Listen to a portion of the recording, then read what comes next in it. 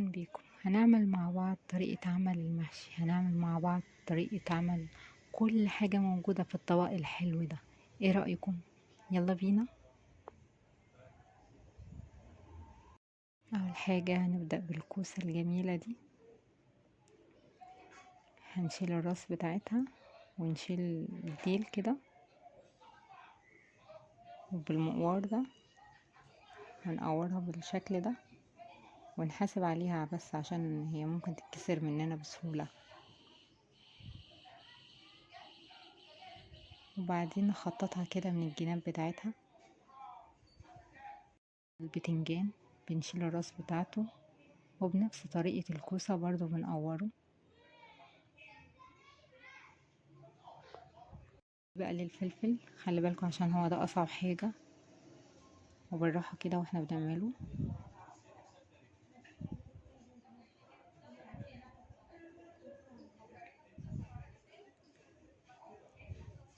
بعدين ندخلها لجوه كده ونلفها ونسحبها بالراحة.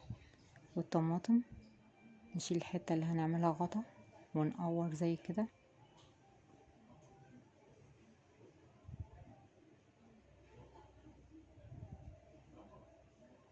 وكده تكون خلصت معانا.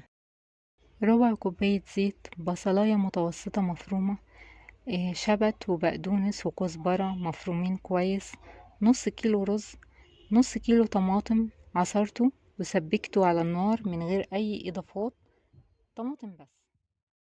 اضيف عليهم معلقة صغيرة من كزبرة والملح والكمون ونص معلقة صغيرة من الفلفل الاسود واقلبهم.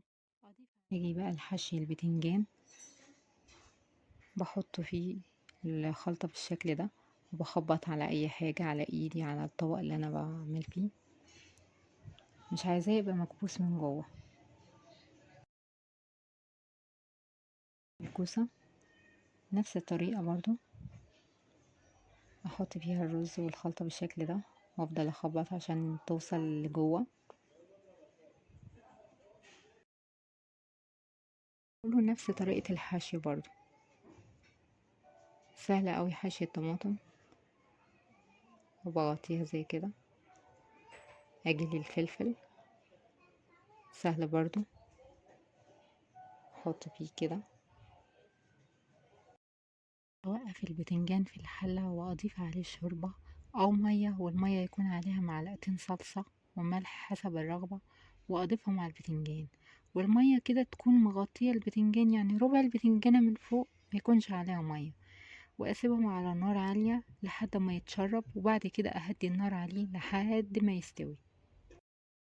اجي بقى للكوسة، اكون قافلاها بقطع من الفلفل وارصها بالشكل ده في الحلة، واضيف عليها الشوربة يدوب تكون مغطية الرصة اللي قبل الاخيرة، وبعد كده احطها على النار اتعامل معاها زي الرز لحد ما تتشرب، وبعد كده اهدي عليها النار لحد ما تستوي. ونكون كده عملنا محشي بطعم زمان وبألف هنا يا رب على قلبكم.